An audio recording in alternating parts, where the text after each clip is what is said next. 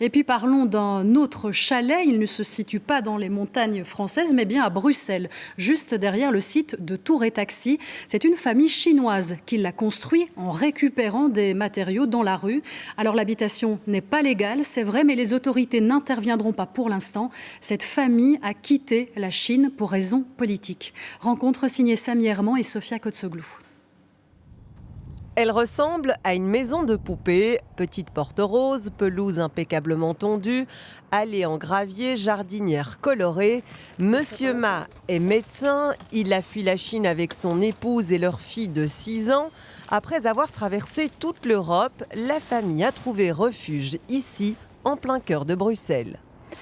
En Chine, ma famille a de l'argent, mais on ne se sent pas en sécurité, on ne se sent pas libre. Ici, on n'a pas d'argent, on a une toute petite maison, mais on se sent libre. Là, par exemple, vous me demandez de rentrer chez moi pour voir comment c'est à l'intérieur, et je me sens libre de vous répondre non. Monsieur Ma ne souhaite pas qu'on filme son visage car il a peur d'être reconnu par le régime chinois. Cette maison, il l'a construite tout seul avec différents matériaux récupérés dans la rue. Il a mis en place un système de récupération d'eau et il a même l'électricité grâce à ses panneaux solaires.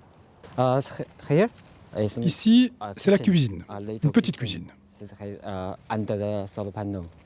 Derrière cette fenêtre, j'ai une grande table. C'est mon bureau. On peut utiliser l'ordinateur, lire des livres.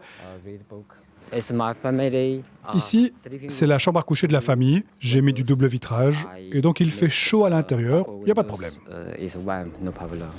Monsieur Ma est actuellement sans papier, il a introduit une demande d'asile mais elle n'a pas encore abouti.